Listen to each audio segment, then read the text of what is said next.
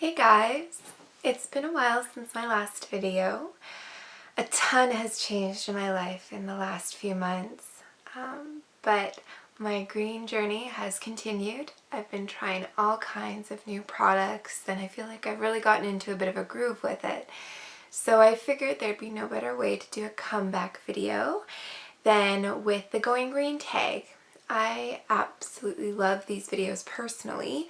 I really enjoy hearing about people's different backgrounds, their inspirations and motivations for going green, and what was easy and difficult for them because it's different for everyone.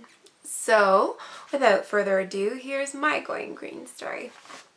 So the first question of this tag, which was created by All Natural Aspirations, I believe, is what started it all off for you? And for me, it was an article. It was an article about parabens.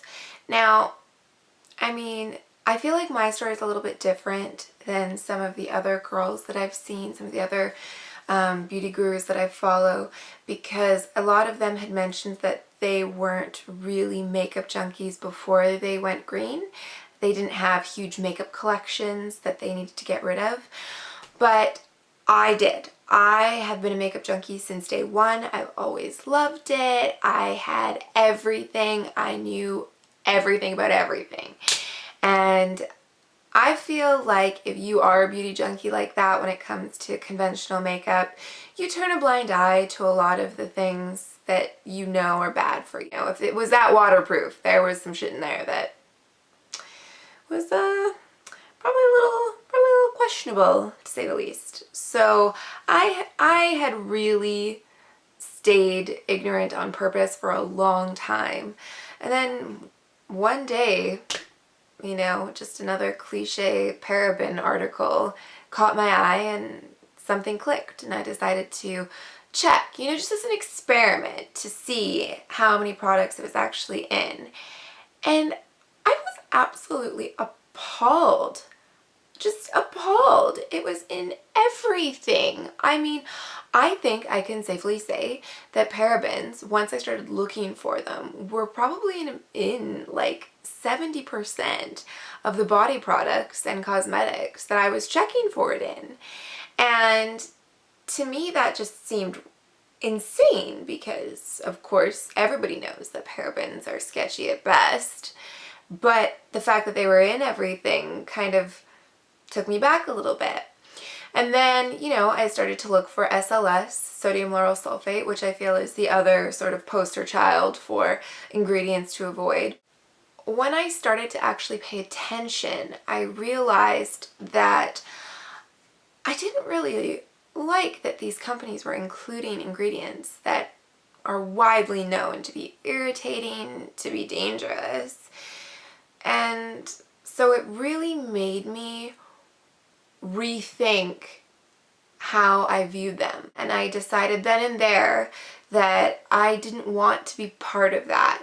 I didn't want to be part of putting really toxic chemicals into my body as well as into the earth, into the ecosystem, and that I wanted to choose companies that worked with sustainable products, worked with natural products, worked with better packaging, and that genuinely contributed to more than just the bottom line. It's hard to have a relationship with a company when you realize that they're including ingredients that just aren't safe.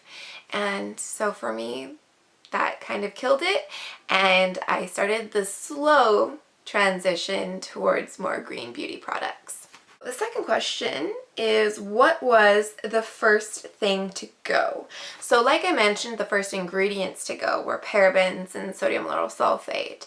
But probably the easiest thing that I found to transition was skincare, because I had started to use oils already, and if you keep your skincare really basic, you can go green so easily. It's a no-brainer, really. What are you / what did you struggle to let go of? The transition into the natural beauty world was difficult for me because I had accrued so much knowledge about conventional makeup and conventional products, and it was instantly irrelevant because natural products and conventional products are different. They're different textures, they're different applications, you know, they're just different. They might be equivalent quality, but they're different. And so it was a real learning curve for me, and I really struggled to let go of a lot of things like mascara. That one was kind of tricky. Liquid liner. You know, I still really struggle with perfume. I still haven't found a natural perfume that I like, and I do use non-natural perfume. Hair care was really difficult for me because I have extremely high maintenance hair. So, you know, it hasn't necessarily been a super easy transition for me. In some ways it was a sacrifice, but in other ways it's not. You know, I feel like for every product that is really exceptional in conventional makeup, there's also, or conventional skincare, body products, there's also a really amazing natural product. And I've heard this from a couple of the people who've done this tag, but oftentimes you'll find natural products that are even better. So really it's just about experimentation and learning and developing that knowledge in a different forum. It's basically starting from scratch, and actually that was a big reason why I enjoyed going natural, because I kind of felt like the conventional beauty world was getting a bit redundant. You know, everybody was coming out with the same items, it was the same colors, it was the same theme, it was just always the same, and I was getting so bored with it. And so this new challenge, I guess, of trying to find natural alternatives and seeing if I could make it work, that was a really exciting challenge for me. And to be honest, I haven't been disappointed. My best find. Okay, my best find, in my opinion, have been some of the hair care products that I've switched over to recently. Hair care was one of the most difficult things to transition for me because, like I said, my hair is very high maintenance. It's curly, it's dry, it's tangly, and I just found that a lot of the natural shampoos and conditioners for my hair were terrible. They just did not do the job.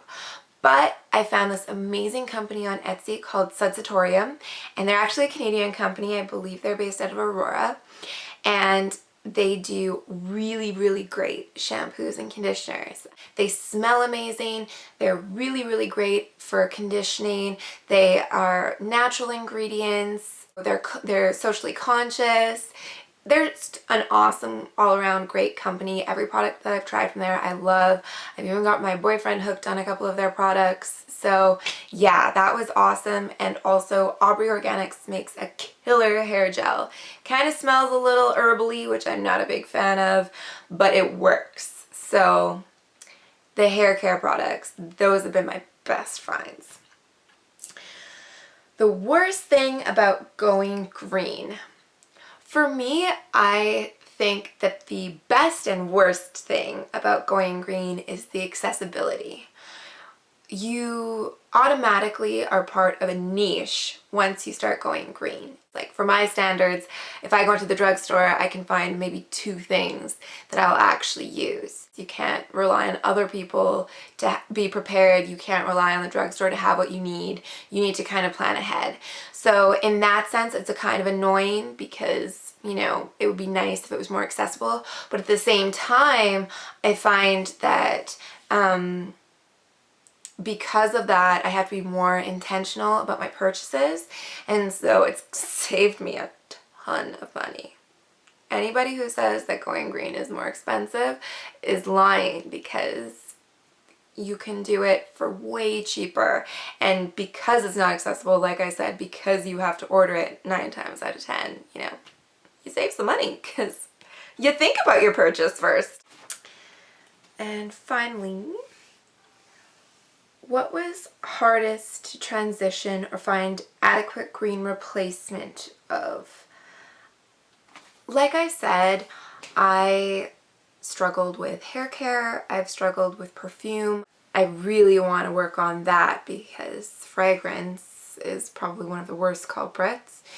You know, there's a lot of different things. I feel like I'm probably like 60% there. I have a long way to go, but you know, it's a transition, it's a process, and I kind of like finding new products and new things. And anything else to add, tips and tricks.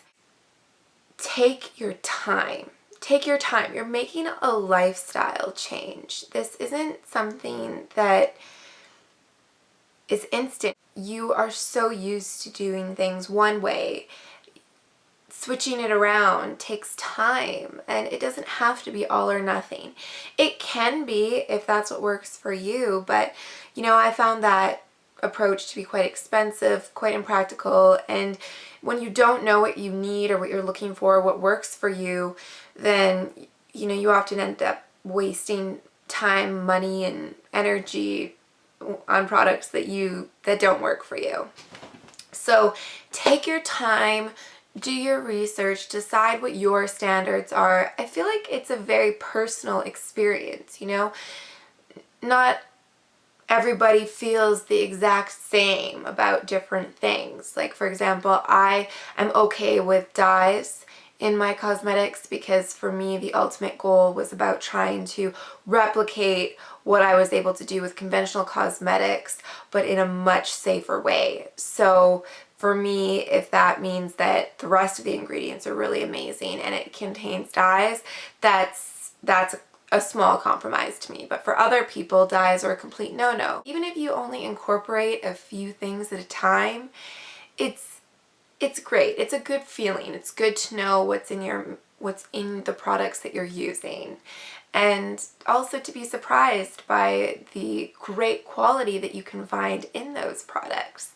I think some of my favorite cosmetics at this point that I've ever used have been natural. I remember watching an interview with Jennifer Goodwin, and it was when she was still vegan, and people kept asking her questions about, you know, how difficult it was and how she did it and how she stuck to this lifestyle. And I really liked her answer because she said, you know, this is something I want to do. I want to be vegan. I don't have the desire really to be eating those products. And so she said, if you're constantly struggling with that, if that's a battle that you're having on a regular basis, then maybe this isn't the lifestyle for you. And I really liked that approach because once again, it focuses so much on your personal experience. I don't want to use conventional makeup. I don't want to use toxic ingredients. I don't want to use a product that might work better in certain regards but is unhealthy for me. I don't want to.